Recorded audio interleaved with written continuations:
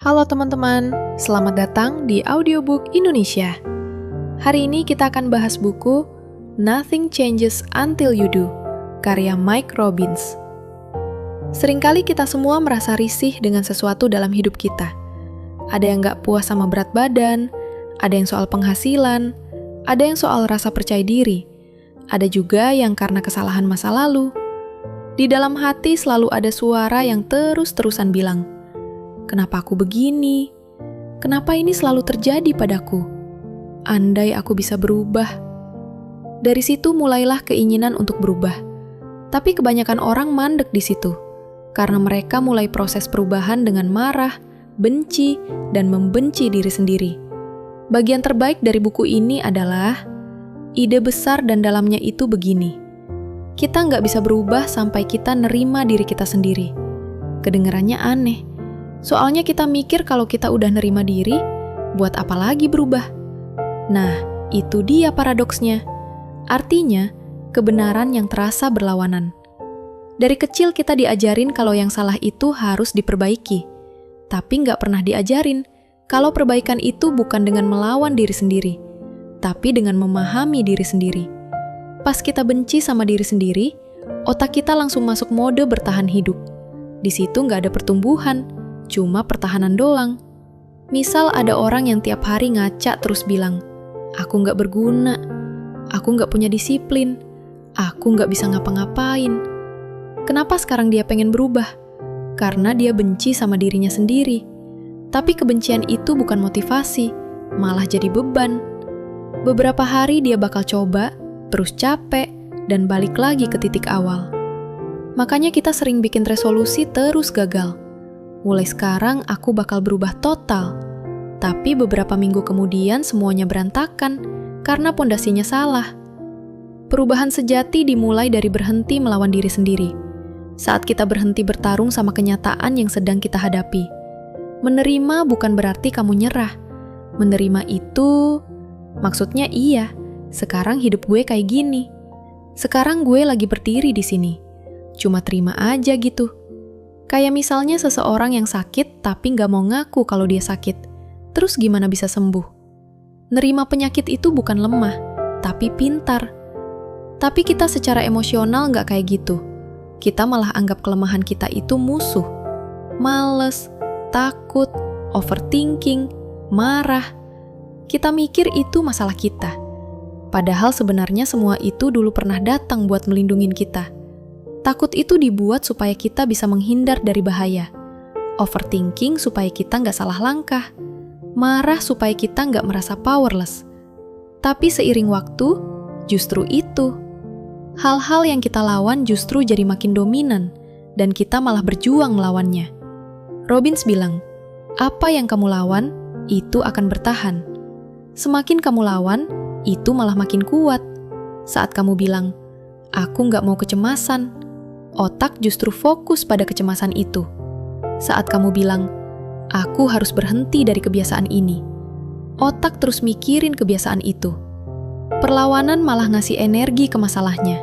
Makanya paradoksnya adalah, perubahan mulai terjadi saat kamu berhenti bilang, aku harus berubah karena aku salah. Dan mulai bilang, aku baik-baik saja seperti aku sekarang, tapi aku ingin berkembang. Saya ingin melakukannya. Perbedaan kecil ini bisa mengubah seluruh hidup. Saat kamu menerima dirimu sendiri, ada ketenangan yang tercipta di dalam, dan keputusan yang diambil pun berada dalam keadaan yang tepat.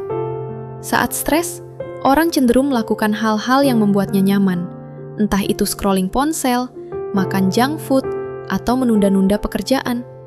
Perubahan tidak pernah bertahan jika hanya didasari rasa sakit. Perubahan selalu datang dari kejelasan. Banyak orang mengira self-acceptance berarti tetap di zona nyaman. Tapi sebenarnya, self-acceptance bukan zona nyaman, melainkan titik awal. Misalnya kamu sedang dalam kondisi finansial yang lemah sekarang. Jika kamu setiap hari terus memaki diri sendiri, kalau aku gagal, energinya bakal jadi rasa malu. Tapi kalau kamu bilang, ya, aku sedang di sini sekarang, dan ini realitasku, maka otak bisa mikir langkah berikutnya. Menerima itu bukan berarti mandek. Menerima itu berarti sadar. Saat kamu bisa lihat realitas tanpa menghakimi, baru deh muncul tanggung jawab. Dan tanggung jawab itu beda banget sama nyalahin. Nyalahin bilang, aku diperlakukan gak adil. Tanggung jawab bilang, sekarang apa yang bisa aku lakukan? Robbins bilang, kebanyakan orang gak bisa berubah karena mereka sedang berperang dengan diri sendiri. Dan gak ada orang yang bisa menang kalau berperang sama dirinya sendiri. Kamu bayangin deh, kalau sahabat terbaik kamu melakukan kesalahan, kamu bakal ngapain? Kamu pasti bakal ngasih pengertian, dukungan, dan nunjukin jalan. Tapi pas kamu yang salah, kamu malah nyalahin diri sendiri terus-terusan. Sikap double kayak gitu justru ngerem perkembangan kamu. Self-acceptance itu artinya kamu harus bisa berteman sama diri sendiri. Kalau kamu gak jadi musuh buat diri sendiri, hidup kamu bakal jadi lebih asik. Penting banget buat ngerti paradoks ini. Perubahan itu gak terjadi karena kita nolak keadaan sekarang, tapi karena kita nerima keadaan itu dengan sepenuh hati. Kayak aliran sungai. Kalau kamu terus-terusan nyuruh airnya jalan cepat, deres banget, gak bakal ada perubahan. Tapi kalau kamu bersihin jalannya, kalau batu itu diangkat, airnya akan mengalir dengan sendirinya. Yang harus kita lakukan adalah mengangkat batu itu, yaitu menerima keadaan. Kita sering mikir motivasi yang bisa mengubah hidup. Tapi sebenarnya, hidup berubah karena kasih sayang, terutama kasih sayang pada diri sendiri. Saat kamu bilang ke diri sendiri, oke, aku belum disiplin. Oke, aku belum percaya diri. Oke, aku sedang berjuang.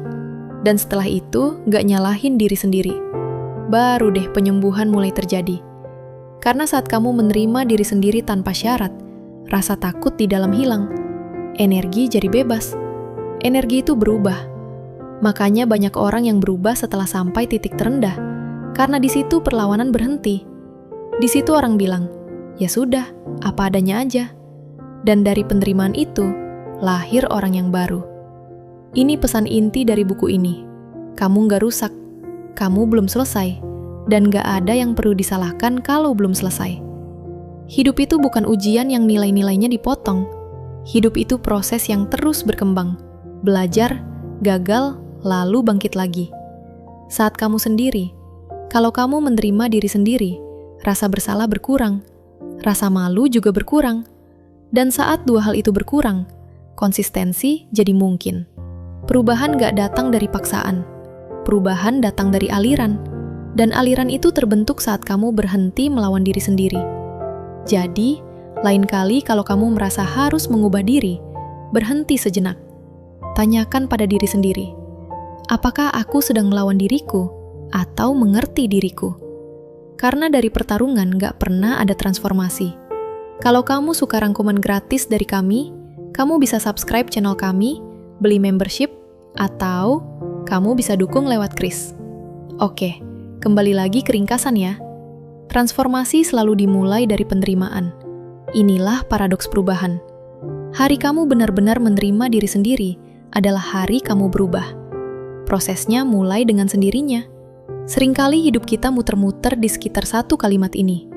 Aku akan bahagia kalau berat badanku turun, kalau dapat kerjaan, kalau gajiku naik, kalau dapat pacar, kalau punya rumah.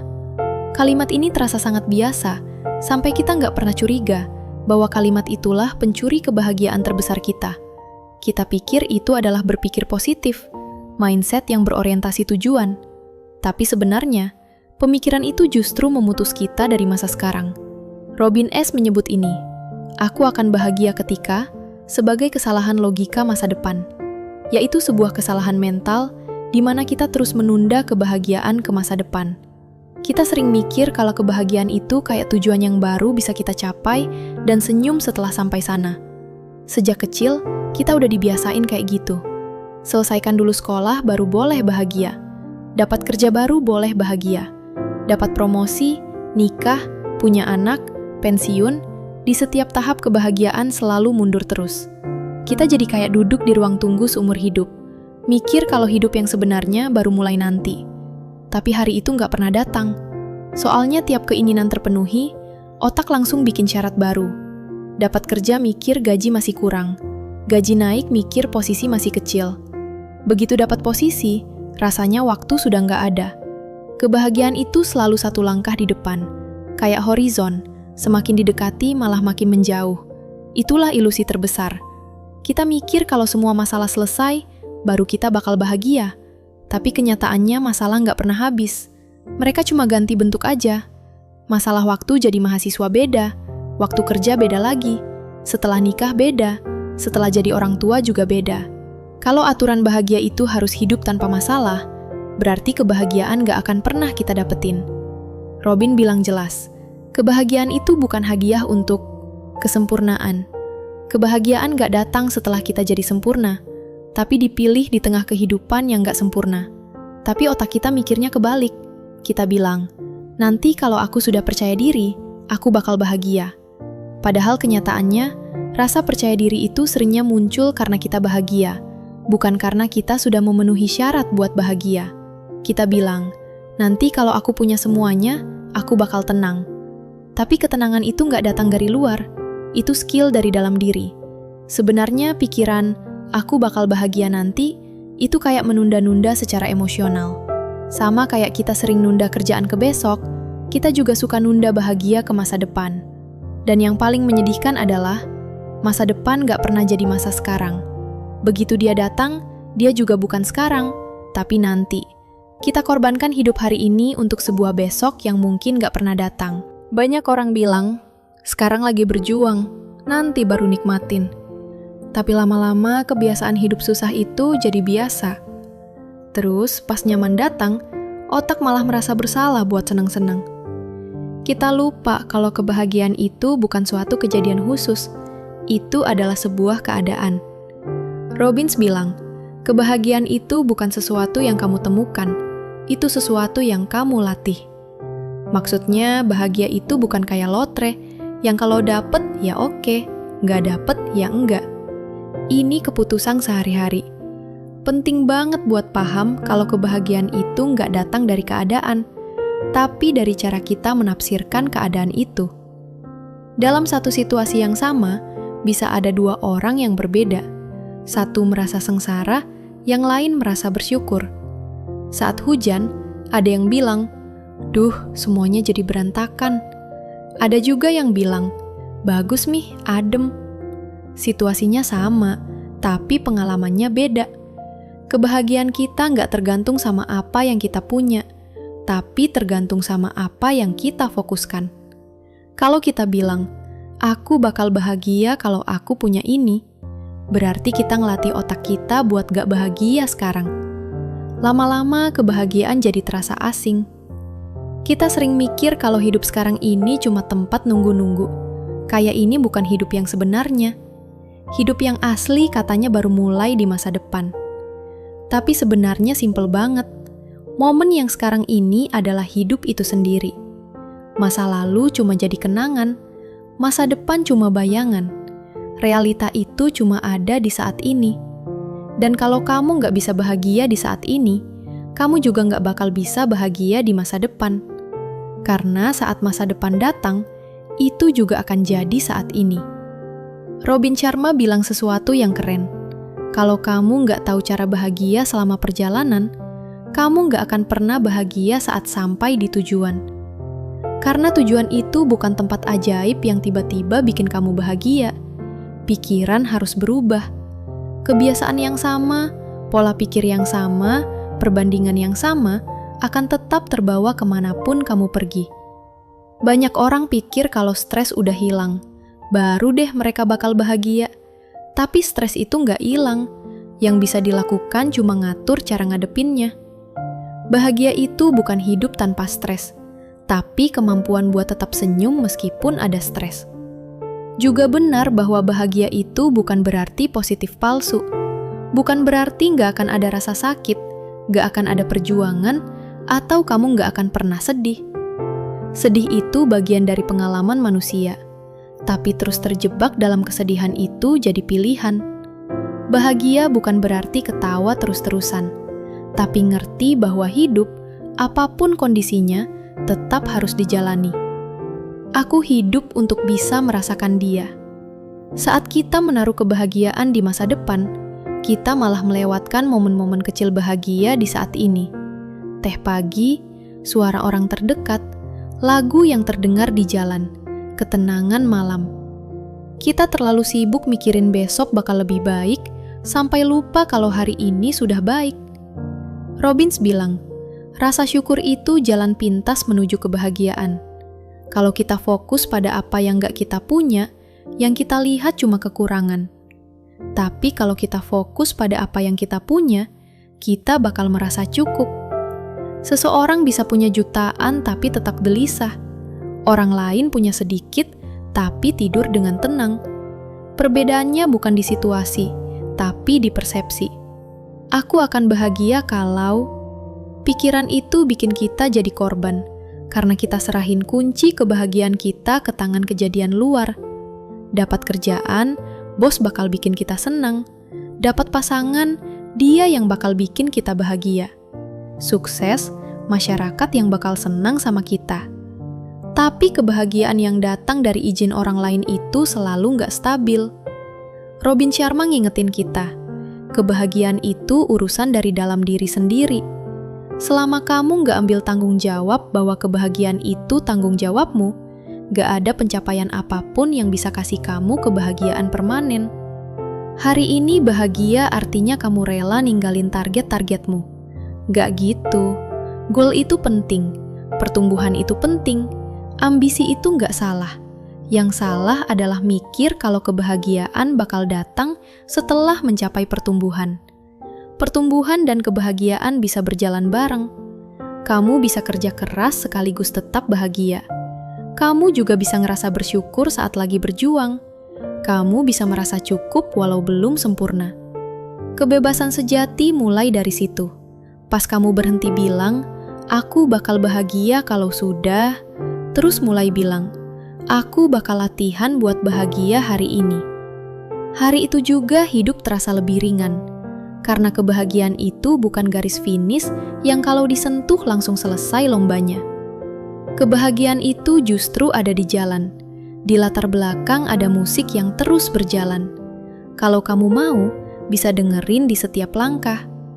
Ironisnya, di hari kamu berhenti bikin kebahagiaan sebagai syarat buat masa depan, justru di hari itu masa depan mulai jadi lebih baik dengan sendirinya. Karena orang yang bahagia ambil keputusan yang lebih baik. Keputusan yang lebih baik bikin hidup jadi lebih baik. Nah, itulah yang namanya aku akan bahagia kalau itu cuma ilusi. Janji palsu yang bikin kita jauh dari kehidupan. Dan faktanya sederhana banget. Kebahagiaan itu bukan sesuatu yang akan datang nanti. Kebahagiaan itu ada sekarang. Seringkali pas kita dengar kata self-compassion atau kasih sayang ke diri sendiri, yang terbayang di kepala adalah sosok yang terlalu lembut, yang terlalu memanjakan diri, dan suka cari alasan. Dia nggak terlalu serius ngejalanin hidup. Kita mikir kalau kita jadi lebih baik sama diri sendiri, disiplin bakal hilang, ambisi bakal lenyap, dan kita bakal jadi malas. Itu salah besar banget. Robin jelas bilang, self-compassion itu bukan kelemahan, itu skill yang praktis. Bukan buat nyaman-nyaman aja, tapi jadi bahan bakar. Sebenarnya kebanyakan orang stuck karena mereka nggak memotivasi diri sendiri, malah menakut-nakuti diri sendiri. Di kepala mereka selalu ada suara yang bilang, kamu nggak guna, kamu nggak akan bisa apa-apa, kamu selalu telat, orang lain udah jauh lebih maju dari kamu. Suaranya itu yang disebut Robin sebagai inner critic. Inner critic ini kita kira kayak guru yang tegas buat nyemangatin kita maju. Tapi kenyataannya, dia bukan guru. Dia malah kayak sipir penjara.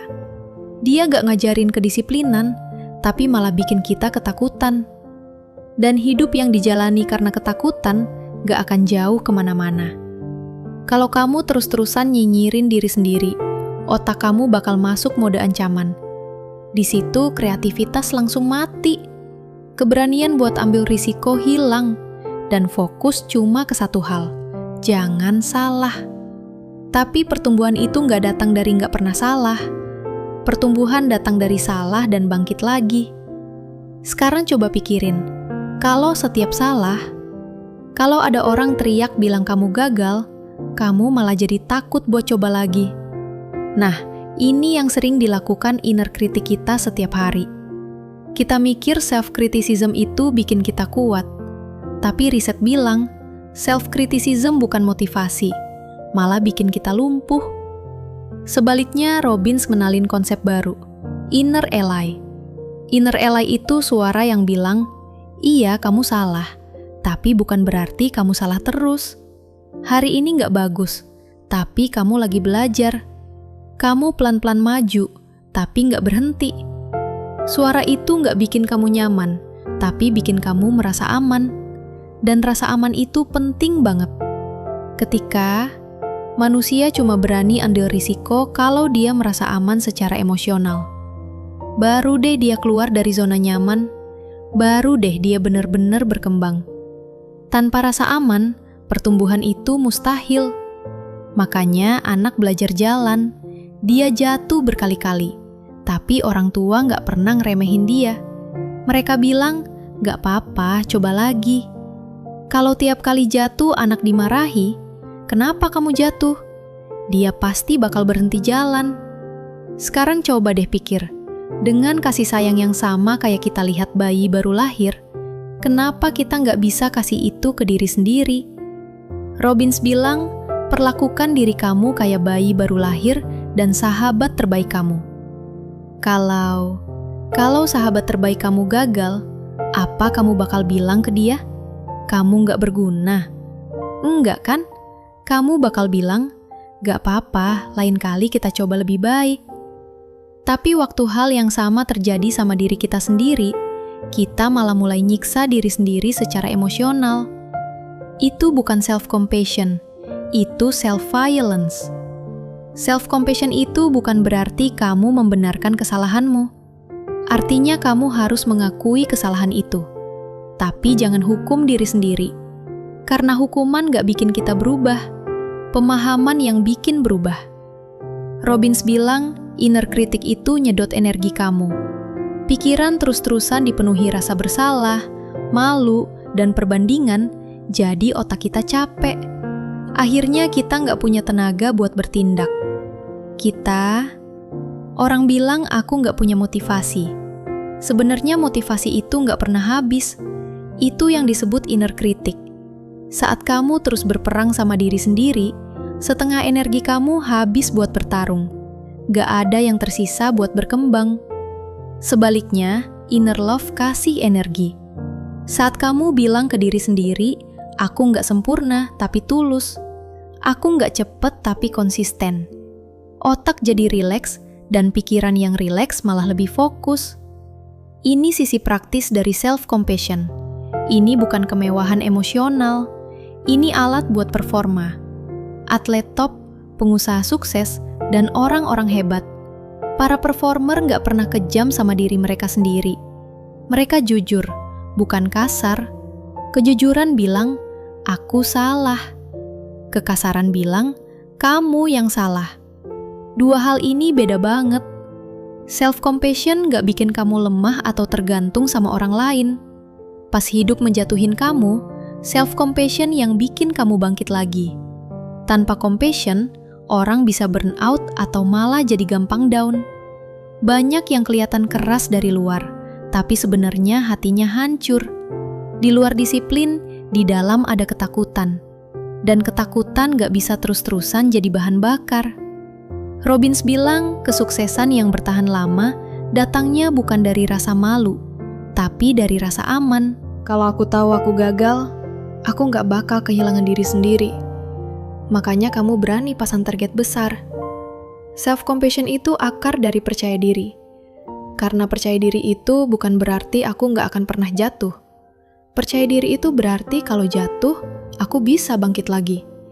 Makanya orang yang baik sama dirinya sendiri, mereka lebih konsisten. Kalau mereka kelewatan satu hari, gak langsung ninggalin rutinitasnya. Mereka bilang, ya udah, mulai lagi besok. Sedangkan orang yang terlalu kritis sama diri sendiri, satu kesalahan langsung dijadiin alasan. Aku emang gak bisa. Self-compassion bukan ngajarin kita lari dari tanggung jawab. Justru ini soal tanggung jawab. Kekuatan untuk bertahan itu datang dari sini. Saat kamu merasa aman, Disiplin bukan karena takut, tapi karena rasa hormat. Dan disiplin yang berdasarkan rasa hormat itu jauh lebih kuat. Ini persis kayak di gym. Kalau pelatihmu tiap hari maki-maki kamu, lama-lama kamu bakal ninggalin gym. Tapi kalau pelatih itu tegas, tapi tetap mendukung, dorong kamu, bilang, kamu bisa kok, maka kamu bakal melampaui batasmu. Self-compassion itu kayak pelatih yang suportif, yang gak bikin nyaman banget, tapi juga gak kejam. Di dunia sekarang, kebanyakan orang lebih sering kalah dari dalam dirinya sendiri daripada dari dunia luar. Dunia sebenarnya gak sekejam yang kita pikir. Suara itu ada. Kalau kamu tiap hari terus-terusan nyakitin diri sendiri secara mental, luka kecil dalam hidup pun bakal terasa gak tertahankan. Tapi kalau di dalam diri ada teman, perjuangan di luar jadi lebih gampang. Itulah yang diajarkan Robin. Berhenti jadi musuh buat diri sendiri. Jadilah sahabat terbaikmu sendiri. Kasih sayang pada diri sendiri itu bukan drama emosional. Itu kejelasan. Itu kedewasaan. Itu kecerdasan. Karena orang yang belajar berdiri tegak bersama dirinya sendiri, gak butuh pengakuan dari dunia. Dan yang paling indah adalah ketika kamu mulai memberi kebaikan pada diri sendiri, alasan buat gak ngapa-ngapain jadi berkurang, tindakan jadi lebih banyak. Karena sekarang kamu berjalan bukan karena takut, tapi karena percaya. Itulah kekuatan yang sebenarnya. Self-compassion itu bukan lemah, tapi kuat. Itu kekuatan yang bikin kamu tetap maju meskipun sudah jatuh. Itu suara yang bilang, ayo coba lagi. Sejak kecil kita diajarin hal yang sama terus. Jadilah baik. Anak baik gak banyak ngomong. Anak baik gak membantah orang tua. Anak baik bikin semua orang senang. Anak baik gak marah, gak nangis, gak banyak tanya.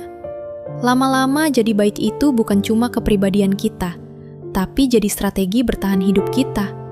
Kita merasa, kayaknya kalau kita gak jadi orang baik, kita gak bakal dapet cinta, gak bakal diterima, dan orang-orang bakal ninggalin kita. Dari situ mulai deh kehidupan acting kita. Kita gak ngomong apa yang sebenarnya kita rasain, tapi ngomong apa yang pengen didengar sama orang lain. Kita nggak ngelakuin apa yang hati bilang, tapi ngelakuin apa yang bikin orang lain seneng. Dari luar sih kelihatan semua baik-baik aja, sopan, layak, dewasa. Tapi di dalam ada rasa sesak yang aneh. Robin jelasin hal ini dengan sangat dalam. Jadi orang baik dan jadi orang asli itu beda banget. Jadi baik artinya ngasih penampilan. Jadi asli artinya ngasih kehadiran. Ketika kita berusaha jadi orang baik karena kita hidup untuk dapat persetujuan. Di balik setiap kata kita, selalu ada rasa takut. Orang bakal mikir apa ya? Saat kita jujur, kita hidup untuk koneksi. Aku sebenarnya ngerasa apa sih? Terlihat baik itu bikin kita merasa aman sejak kecil. Soalnya kalau kita baik, kita dapat pujian. Dan pujian itu lama-lama bikin ketagihan. Kita butuh perhatian, butuh validasi, butuh like. Dan rasa lapar akan persetujuan itu justru bikin kita makin jauh dari diri sendiri. Pelan-pelan kita belajar menekan emosi asli kita. Marah, tapi malah senyum. Sedih, tapi bilang semuanya baik-baik aja. Kalau kena luka, bilangnya nggak apa-apa. Tapi emosi itu nggak hilang cuma karena ditekan. Mereka terus numpuk di dalam. Kayak panci presto yang uapnya tenang di luar, tapi di dalamnya mendidih. Robbins bilang, coba terlihat baik itu bikin jarak. Jadi diri sendiri itu bikin koneksi. Pas kamu coba jadi baik, orang mungkin suka kamu. Tapi kamu nggak bakal ngerti mereka. Karena kamu nunjukin mereka topengmu, bukan dirimu yang sebenarnya. Orang bisa bareng kamu, tapi kamu tetap merasa sendiri. Karena koneksi itu nggak terbentuk dari kepribadian, tapi dari kerentanan. Saat kamu ngomong jujur, aku bingung. Saat kamu terima, iya, aku takut. Pas kamu bilang kamu nggak tahu bakal gimana nanti. Justru itu yang bikin orang lain nyambung, karena mereka juga ngerasain hal yang sama dari dalam. Tapi kebiasaan buat jadi orang baik ngajarin kita kalau nunjukin emosi itu lemah. Makanya kita pura-pura kuat. Tapi acting itu capek banget. Berusaha jadi sempurna tiap hari, itu benar-benar nyiksa. Mikir dulu sebelum ngomong. nyaringin tiap emosi, ngambil keputusan dari sudut pandang orang lain. Ini bukan hidup beneran. Ini cuma main peran. Dan masalahnya, makin kamu berusaha jadi baik, makin kamu kehilangan diri sendiri. Pelan-pelan kamu juga lupa apa yang sebenarnya kamu mau, karena kamu selalu pengen yang sekiranya diterima orang. Robbins nyebut ini identitas berbasis persetujuan. Identitas yang nilai dirimu tergantung dari reaksi orang lain. Kalau dapat pujian, kamu oke. Kalau dapat kritik, kamu langsung down. Hidup kayak gini nggak stabil banget, karena orang itu berubah-ubah. Harapan mereka juga berubah-ubah. Dan kalau identitas kamu tergantung persetujuan mereka, kamu bakal terus-terusan ngatur diri tiap hari. Jadi diri sendiri itu kebalikannya. Jadi diri sendiri bukan berarti keras kepala. Jadi diri sendiri artinya... Jadi bukan berarti kamu nggak peka. Autentisitas itu artinya kamu hidup jujur dengan kebenaranmu sendiri. Kamu bisa tetap sopan sekaligus real. Kamu bisa baik hati sekaligus jujur. Tapi bedanya ada di niatnya. Orang baik ngomong, "Aku bilang ini supaya kamu nggak sakit hati." Orang yang real ngomong, "Aku bilang ini karena ini memang kenyataannya." Orang baik biasanya bilang iya, padahal sebenarnya nggak mau. Orang real berani bilang enggak, walaupun bikin orang lain kecewa. Nah, disinilah hal yang menakutkan itu muncul. Karena jadi real itu ada harganya. Ada risiko ditolak. Kalau kamu jadi diri sendiri, nggak semua orang bakal suka sama kamu. Akan terjadi. Beberapa orang akan menjauh. Beberapa akan bilang kamu egois. Beberapa akan merasa nggak nyaman.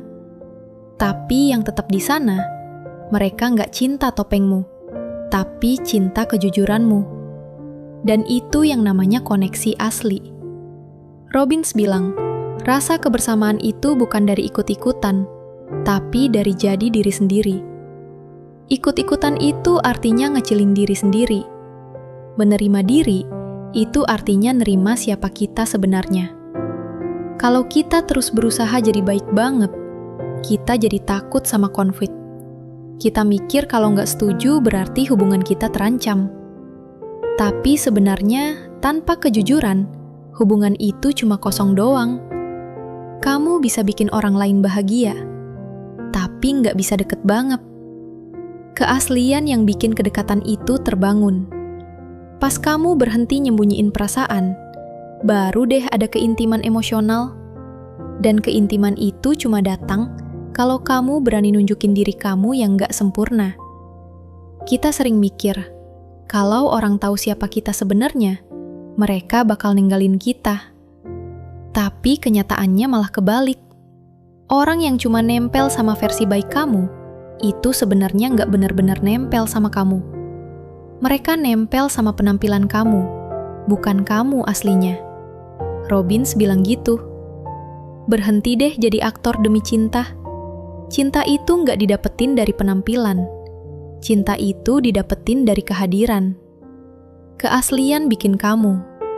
Kesepian itu nggak bikin kamu terpuruk. Justru bikin kamu bebas. Pas kamu berhenti berpura-pura, energi kamu jadi hemat. Energi itu berubah jadi kreativitas, jadi rasa percaya diri, jadi kedamaian. Karena sekarang kamu nggak hidup dua kehidupan. Satu untuk luar, satu untuk dalam. Sekarang kamu jadi satu orang yang utuh.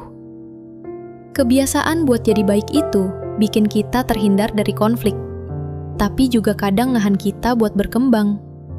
Pas kamu jadi diri sendiri, kamu bikin batasan. Kamu jelasin sampai mana yang oke dan mana yang enggak. Batasan itu bukan buat menjauhkan orang, tapi buat menjauhkan orang yang salah. Dan ini penting banget, karena nggak mungkin bikin semua orang seneng. Tapi kamu harus tetap jujur sama diri sendiri. Bisa jadi.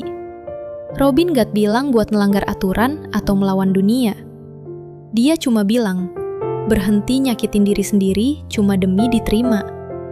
Jadi orang lain itu mahal banget harganya.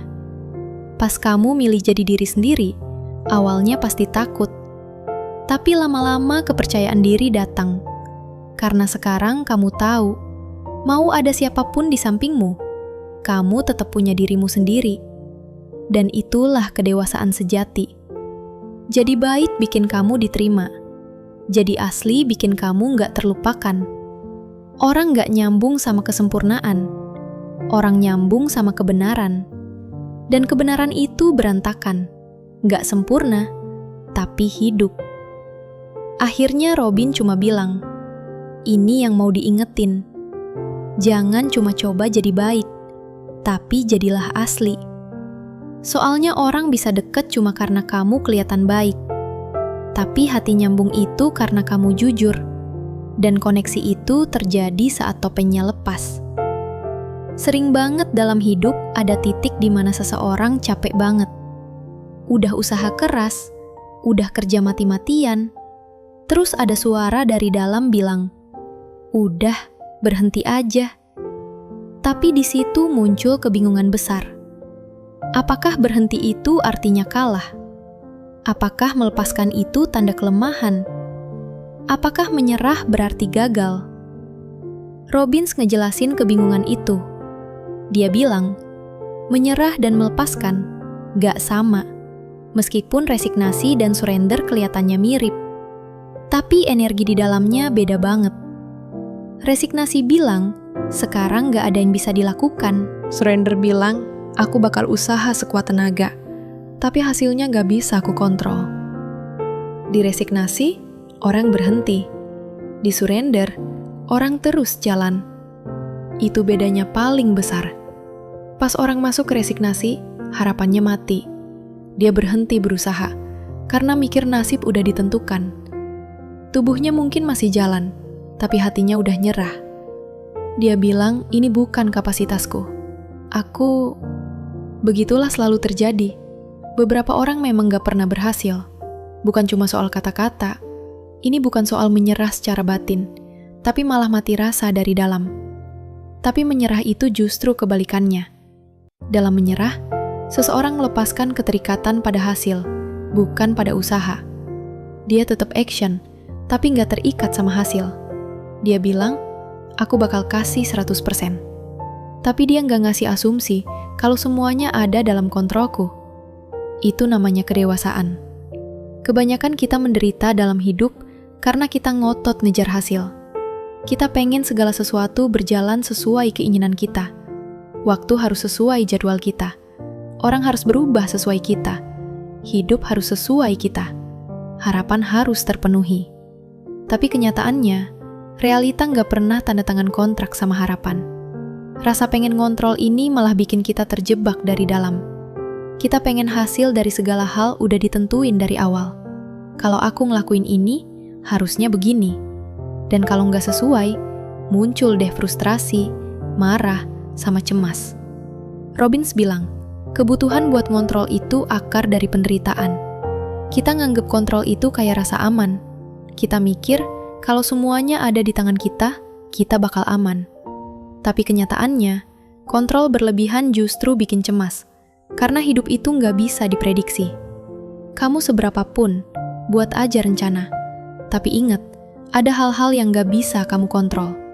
Tindakan orang lain, timing, keberuntungan, kesehatan, situasi sekitar. Kalau kita coba ngendalikan hal-hal yang gak bisa dikontrol itu, burnout bakal mulai muncul. Menyerah bukan berarti kamu berhenti berusaha. Menyerah itu artinya kamu lepas ilusi. Ilusi bahwa semuanya harus ada di tangan kamu. Saat kita menyerah, kita berhenti melawan alam semesta.